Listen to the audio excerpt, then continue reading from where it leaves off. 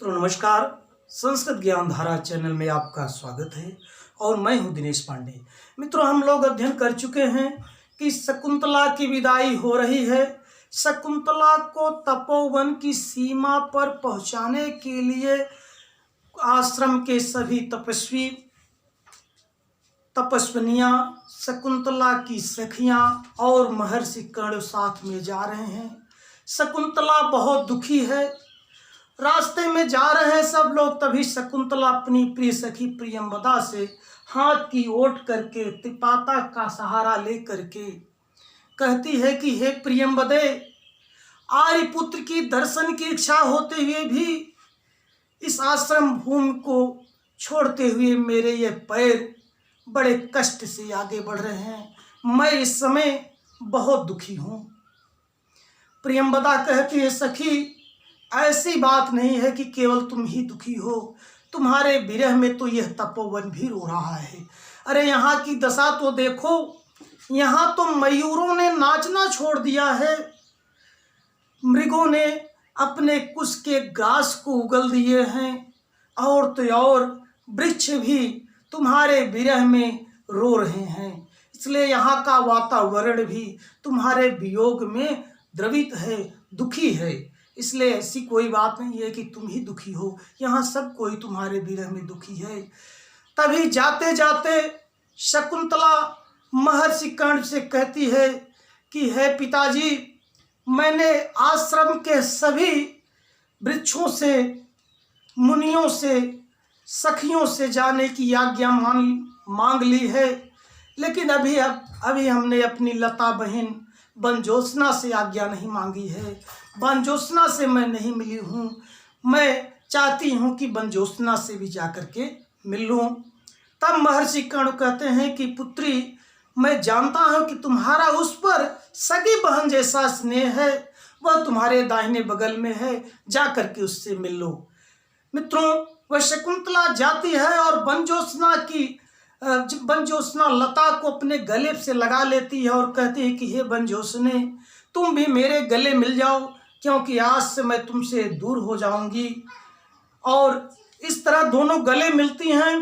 तभी महर्षि कर्ण शकुंतला से कहते हैं कि ये पुत्री, मैंने तुम्हारे विषय में जो संकल्प किया था, मैंने तुम्हारे विषय में जो सोचा था कि तुम्हारा विवाह किसी राजा, महाराजा अथवा राजकुमार से कराऊंगा, वह तुमने अपने पुण्यों से प्राप्त कर लिया है, और यह नवमालिका भी आम वृक्ष से लिपट गई है। तो मित्रों, आज हम लोग इसी बात का अध्ययन करेंगे। आप पूरा अध्ययन करने के लिए लास्ट तक मेरे साथ इस वीडियो पर बने रहिए। देखिए शकुंतला जा रही है, तभी वह स्मृत्वा माने उसको याद आती है। शकुंतला जा रही है तभी उसको याद आती है। क्या याद आ रही है? कि किसी से मिलना है। उसने सबसे विदाई ले ली है, लेकिन अभी वह अपनी सगी बहन जिसको मानती वह बनजोत्स्ना है, उससे भी विदाई नहीं ली है। उसको याद आती है कि उससे भी विदाई मुझको लेना है। देखिए शकुंतला स्मृत्वा जा रही, उसको स्मरण हो जाता है। तभी तात माने पिताजी से कहती है कि तात माने हे पिताजी, लता भगनी यानी लता बहन, बनजोत्स्ना माने बनजोत्स्ना से भी तावत माने अब मैं आमंत्र से माने विदाई ले लूं। हे पिताजी, लता बहन बनजोत्स्ना से भी अब मैं विदाई ले लूं। मित्रों, ये आमंत्र से जो शब्द है, ये प्रायः परीक्षा में पूछ लिया जाता है। यह प्रायः परीक्षाओं में पूछा गया है। पूर्व की परीक्षा में टीजीटी में यह शब्द आया था कि इसका क्या अर्थ है। तो इस बात को मैं ध्यान रखना चाहिए कि यह तावत आमंत्र से शब्द है। आमंत्र से इसका अर्थ होता है विदाई लेना, विदाई लेना, अनुमति लेना। तो यहाँ विदाई लेना यह अर्थ है। इस बात को मैं ध्यान में रखना चाहिए।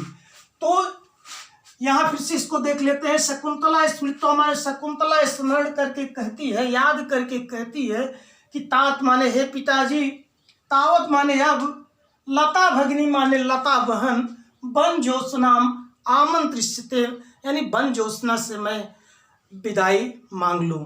मित्रों, यह बनजोत्स्ना एक ऐसी लता है जिसको शकुंतला ने आम के वृक्ष के पास लगा दिया था और उसको सगी बहन जैसा मानती है, उसी से अभी वो अनुमति नहीं ली थी, जो उसी से अब अनुमति लेना चाहती है, उसी बात का यहाँ वर्णन किया जा रहा है कि शकुंतला पिताजी से कह रही है कि हे पिताजी, मैंने सबसे अनुमति ले ली हूँ, वृक्षों से ले लिया है, वृक्ष जाने की आज्ञा दे दिए हैं, मुनियों ने आज्ञा दे दी है, सभी आशीर्वाद दे दिए हैं, लेकिन अभी मैं सगी बहन अपनी बनजोसना से नहीं मिल पाई हूँ, उसी से मिलना चाहती हूँ। मित्रों, यह नवमालिका है, बनजोसना नाम शकुंतला ने रखा है उसका, जिसका अर्थ है जंगल की चांदनी, यानी जंगल का प्रकाश।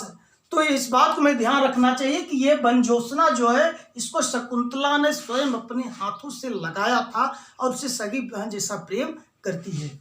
तो महर्षि कर्ण कहते हैं कि काश्यप कह रहे हैं कि अवयम ते तस्याम सोदर्या स्नेहम, कह रहे हैं कि तस्या माने तुम्हारा, तस्या माने तुम्हारा, ते माने तुम्हारा, तस्याम माने उस नवमालिका पर, ते माने तुम्हारा, तस्याम माने उस नवमालिका पर, सोदर्या, सोदर्या माने सगी बहन जैसा, स्नेहम माने स्नेह, तुम्हारा उस नवमालिका पर सगी बहन जैसा स्नेह है, इस बात को अवयम मैं जानता हूँ, इस बात को मैं जानता हूँ। यानी महर्षि कर्ण शकुंतला से कह रहे हैं कि पुत्री, तुम्हारा तो उस पर सगी बहन, सहोदर बहन जैसा स्नेह है, इस बात को मैं भली भांत जानता हूँ।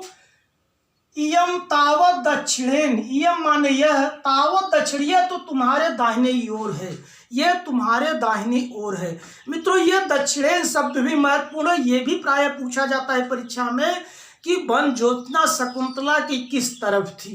तो हमें इस बात का ध्यान रखना चाहिए कि बनजोसना शकुंतला के दाहिने बगल में थी। यहाँ पर लिखा हुआ देख लीजिए, इयम तावत दक्षिण, माने यह, तावत माने यह तुम्हारी दाहिनी ओर है, यह तुम्हारे दाहिनी ओर है, या इस तरह कह सकते हैं कि यह तुम्हारे दाहिनी ओर है। शकुंतला उपेत्य, शकुंतला उसके पास पहुंचती है, शकुंतला नवमालिका, उपेत्य माने होता है पहुंचना, तो शकुंतला नवमालिका के पास पहुंचती है, बनजोसना के पास पहुंचती है, और उसे क्या करती है, उसे उस लता का आलिंग, उस लता जो बनजोसना लता है उसका आलिंग माने आलिंगन करती है, उसको, उसकी टहनियों को अपने गले पे रख लेती है और कहती है बनजोसने, हे बनजोसना, हे सखी बन, हे बहन बनजोसने, चूत संगताम अपि, चूत मित्रों कहते हैं आम को, संगता माने होता है साथ। हमारे साहित्य में माना जाता है कि जो नवमालिका है उसका पति आम है, तो यहाँ उसी अर्थ को रखा गया है। कह रही है कि हे बनजोसने चूत संगताम अपि, यानी आम पति आम के साथ रहती हुई, पति आम के साथ रहती हुई, देख लीजिए कि हे बनजोसने, यानी शकुंतला कर रही है कि बनजोसने, हे बनजोसने, चूत संगता मत, चूत संगता माने, चूत माने आम, संगता मत माने होता है साथ में रहते हुए, यानी अपने पति आम के साथ में रहते हुए भी, थोड़ा सा मित्रों हम नहीं करेंगे तो समझ में आ जाएगा। इतो गता भी शाखा बाहु भी, इतो गता भी माने इधर की आई हुई, आम के साथ रहती हुई भी इधर को, इतो गता भी माने इधर को आई हुई, शाखा बाहु भी माने अपने शाखा रूपी बाहुओं से, इधर की आई हुई अपने शाखा रूपी बाहु भुजाओं से, अपनी शाखा रूपी बाहुओं से, माम माने मुझको, प्रत्यालिंगेत माने आलिंगन करो, यानी इधर की आई हुई अपनी शाखाओं से मुझको, मेरा भी आलिंगन करो, मुझको भी आलिंगन करो, यह बनजोसना से शकुंतला कहती है। क्यों कह रही है कि आद्य प्रभृत, आज से, आद्य प्रभृत, आद्य माने आज, प्रभृत माने से, माने आज से दूरवर्तनी ते खल भविष्यामि, आज से दूरवर्तनी, ते माने तुमसे, दूरवर्तन माने दूर, भविष्याम माने हो जाऊंगी। कह रही है कि तुम भी मुझसे गले मिलो, क्योंकि आदि प्रभृत माने, आदि माने आज, प्रभृत माने से, यानी आज से मैं, ते माने तुमसे, दूरवर्तनी माने दूर, भविष्याम माने हो जाऊंगी, आज से मैं तुमसे दूर हो जाऊंगी, इसलिए तुम मेरे गले मिल जाओ। ऐसा कह करके वह लता का आलिंगन करती है, लता से गले मिलती है, लता से अपने मन की बात कहती है। तभी महर्षि कर्ण शकुंतला से कहते हैं, क्या कहते हैं? कह रहे हैं कि संकल्पितम प्रथमेव मया तवार्थे भर्तारमात्म सदृशम सुकृतैर्गता त्वं च्यूतेन संसृतवती नवमालिकेयम् अस्यामहं त्वयि च सम्प्रति भीतचिन्तः। यानी महर्षि कर्ण शकुंतला से कह रहे हैं, क्या कह रहे हैं इस श्लोक के माध्यम से? देखिए ये श्लोक थोड़ा सा मित्रों लंबा है, इसको अन्वय के माध्यम से इसको अलग अलग करके हम इसके शब्द और भावों की व्याख्या भली भांति कर सकते हैं। तो देखिए अन्वय करके हम इसके अर्थों को सहजता और सरलता से जान पाएंगे। देखिए संकल्पितम प्रथमेव मया तवार्थ्यम, यानी महर्षि कर्ण कहते हैं कि मया माने मैंने, तवार्थे यानी तुम्हारे लिए। महर्षि कर्ण कह रहे हैं कि मैंने तुम्हारे लिए, तुम्हारे विषय में प्रथमेव पहले ही, प्रथमेव माने पहले ही, संकल्पितम माने जो संकल्प किया था। यानी महर्षि कर्ण कह रहे हैं कि मैंने तुम्हारे विषय में पहले ही जो संकल्प किया था वह तुमने, तुम माने तुमने भर्तारम आत्म सदृशम भर्तारम, अपने सदृश, अपने मनोनुकूल, अपने अनुरूप, भर्तारम माने पति को, सुकृतैर माने अपने पुण्यों से, सुकृत माने होता है पुण्य से, तुमने अपने पुण्यों से गता माने प्राप्त कर लिया है।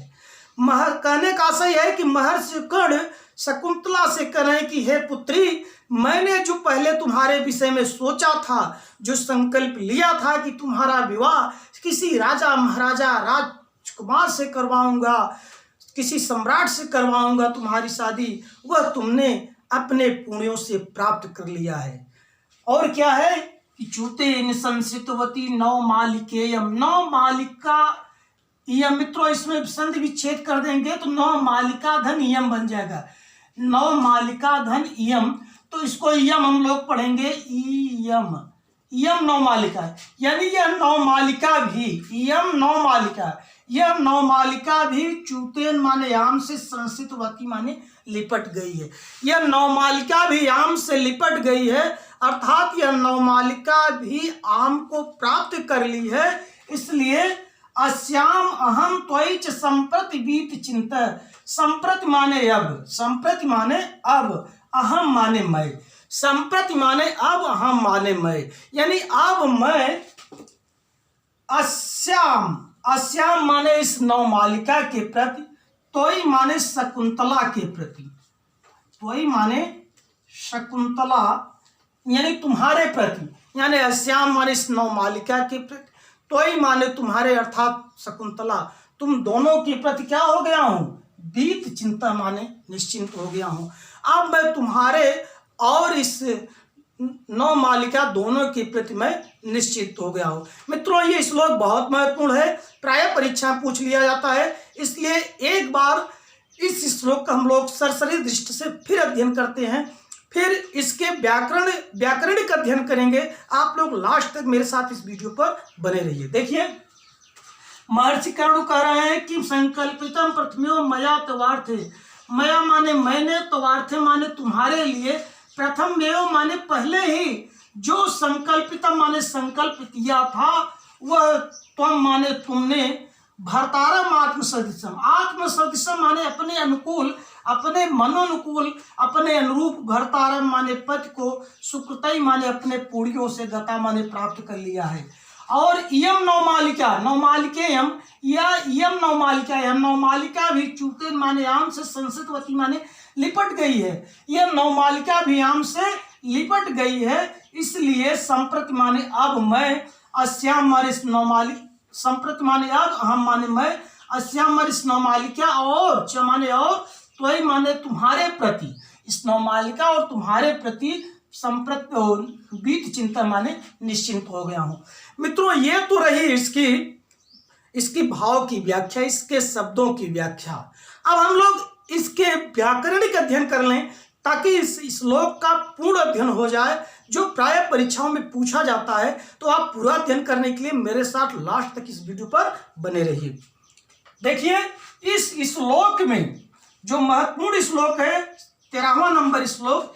इसमें कई अलंकार हैं जो महत्वपूर्ण है, मैं लिख दिया हूं। समासोक्ति अलंकार है, तुल्योगिता अलंकार है और काव्यलिंग अलंकार है। तो मित्रों, हम लोग इन सभी अलंकारों का परिचय जान लेते हैं, इनके लक्षण जान लेते हैं और देखते हैं कि कैसे यह अलंकार इस श्लोक पर घटित होता है, यह उदाहरण कैसे उस पर घटित होता है, इसके बारे में जानेंगे। आप लास्ट तक बने रहिए। देखिए, समासोक्ति अलंकार, समासोक्ति अलंकार की परिभाषा है मित्रों, देखिए,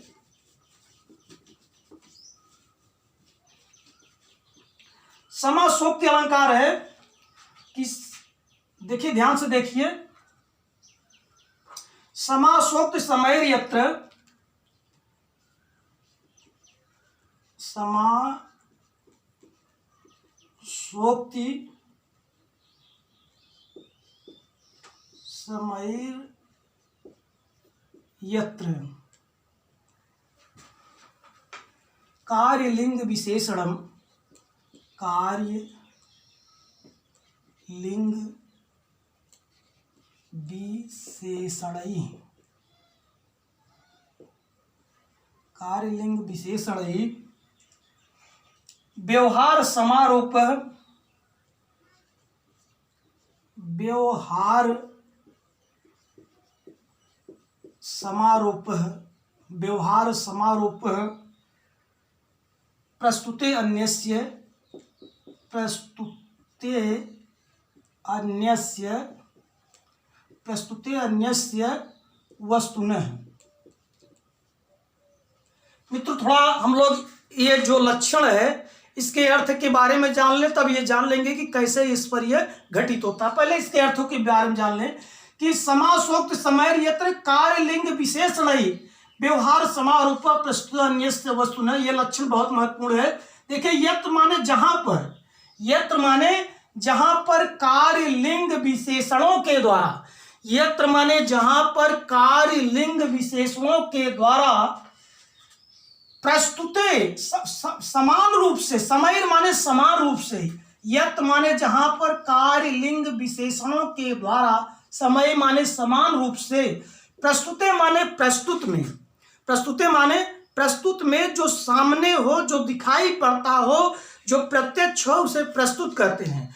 यानी कार्यलिंग विशेषणों के द्वारा प्रस्तुत वस्तुनः, प्रस्तुत वस्तुओं में, कार्यलिंग और विशेषणों के द्वारा प्रस्तुत वस्तुओं में जब अन्यस्य यानी अन्य यानी अप्रस्तुत का, प्रस्तुत वस्तुओं में जब अन्य माने अप्रस्तुत का क्या हो, अप्रस्तुत के व्यवहारों का समारोप यानी आरोप हो, अप्रस्तुत के व्यवहारों का समारोप हो, आरोप हो, तब उसे समासोक्ति कहते हैं। इसको एक लाइन इस तरह भी कह सकते हैं कि जब प्रस्तुत वस्तु के द्वारा, प्रस्तुत व्यक्ति के द्वारा, प्रस्तुत पदार्थ के द्वारा या प्रस्तुत वस्तु में, प्रस्तुत व्यक्ति में, प्रस्तुत पदार्थ में जब अप्रस्तुत व्यक्ति के व्यवहारों का आरोप किया जाए, तब वहां पर समासोक्ति अलंकार होता है। अब ये इस श्लोक में कैसे घटित होता है, इस बात को जानना जरूरी है।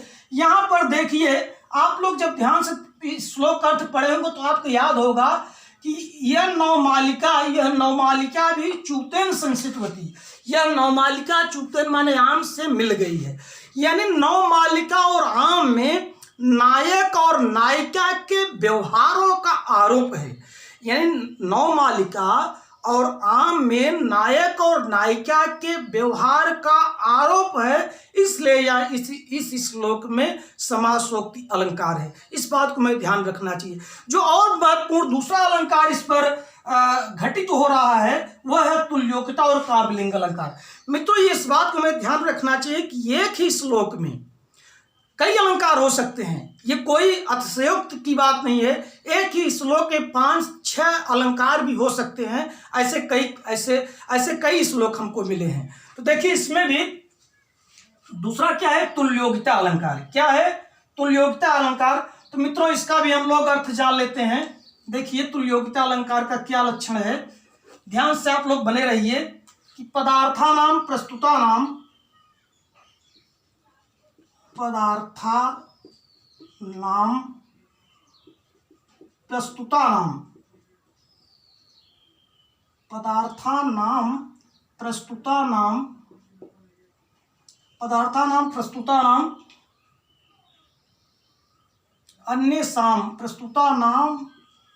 अन्येषां यदि वा भवेत् एक धर्माभिसंबंध है, एक धर्माभिसंबंध स्यात् तथा तुल्योगिता मित्रों, इसका भी अर्थ हम लोग जान लेंगे कि पदार्थानां प्रस्तुतानां अन्येषां यदि वा भवेत् एक धर्माभिसंबंध स्यात् तथा तुल्योगिता। इसका भी अर्थ जान लेते हैं कि प्रस्तुता नाम यानी प्रस्तुत आप लोग जान चुके हैं, जो प्रस्तुत है प्रत्यक्ष दिखाई पड़ रहा है, उपमेय है, उसको प्रस्तुत करते हैं। यानी प्रस्तुत पदार्थों का जब यदि यानी जब प्रस्तुत पदार्थों का अन्येषां माने अप्रस्तुत पदार्थों का, यानी जब प्रस्तुत पदार्थों का अथवा अप्रस्तुत पदार्थों का एक धर्माभिसंबंध है, एक धर्म से संबंध हो, तब वहां पर तुल्योगिता अलंकार होता है। यानी चाहे वह प्रस्तुत हो चाहे वह अप्रस्तुत हो, जब दोनों का एक पदार्थ से संबंध होता है तब वहां पर तुल्योगिता अलंकार है इस होता है। अब इस श्लोक में कैसे तुल्योगिता अलंकार है, इसको भी ध्यान से समझ लीजिए। देखिए यहाँ पर नौ मालिका और त्वयी शकुंतला दोनों प्रस्तुत है। यहाँ पर नौ मालिका और शकुंतला दोनों प्रस्तुत है। दोनों का बीत चिंत है, यानी निश्चिंतता के साथ, बीत चिंत के साथ संबंध होने के कारण इस श्लोक में तुल्योगिता अलंकार भी है। यहाँ पर और एक जो महत्वपूर्ण अलंकार है मित्रों, वह काव्यलिंग अलंकार भी इसमें घटित होता है। प्रायः परीक्षा में पूछ लिया जाता है। तो काव्यलिंग की परिभाषा है, उसको भी ध्यान से देख लीजिए। काव्यलिंग की परिभाषा है कि हेतुर्वाक्य पदार्थता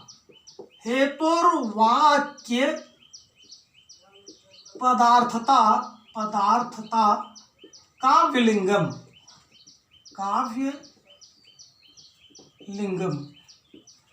मित्रों, हेतुर्वाक्य पदार्था काव्यलिंगम, इसको इस तरह भी जान लेते हैं कि जिस वाक्य में हेतु यानी जिस वाक्य या पदार्थ में हेतु का प्रदर्शन हो, कारण का प्रदर्शन हो, तो वहां पर काव्यलिंग अलंकार होता है। यानी इस तरह का समझ सकते हैं कि इसने ऐसा किया, इसी कारण ऐसा हुआ। जब इस किसी श्लोक में इस तरह का प्रदर्शन हो, ऐसी बात हो, वहां पर काव्यलिंग अलंकार होता है। यहाँ पर शकुंतला और नौ मालिका दोनों अपने पति से मिल गई हैं, जो निश्चिंतता का कारण है। यानी शकुंतला और नौ मालिका अपने पति से मिल गई हैं, जिसके कारण महर्षि निश्चिंत हो गए हैं। इस तरह इस श्लोक में काव्यलिंग अलंकार है। एक और जो महत्वपूर्ण बात इसमें पूछा जाता है कि इस श्लोक में छंद कौन सा है। यह बार बार परीक्षाओं में पूछ लिया जाता है। कोई लाइन दे दी जाती है और पूछ लिया जाता है कि इस श्लोक में कौन सा छंद है।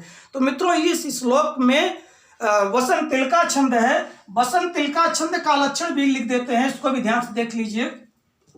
उसका लक्षण है उक्ता वसंत तिलका तबजा जगौगह। यानी उक्ता वसंत तिलका तबजा जगौगह, अर्थ इसका भी जान लेते हैं कि उक्ता माने कहा जाता है बसंत तिलका, यानी बसंत तिलका उसे कहा जाता है जिसमें तगड़ भगड़ जगड़ जगड़ गौगा माने दो गुरुवर्ण होते हैं, उसे बसंत तिलका छंद कहा जाता है। मित्रों, इस तरह हम लोग इसमें जो छंद हो और जो अलंकार है उसके बारे में अध्ययन कर चुके हैं। एक महत्वपूर्ण शब्द इसमें और बच रहा है, वह है बीत चिंत है। बीत चिंत इसमें ये एक समास है जो बहुव्रीहि समास है। बीत चिंत का समास विग्रह होगा कि बीता चिंता यस्य च,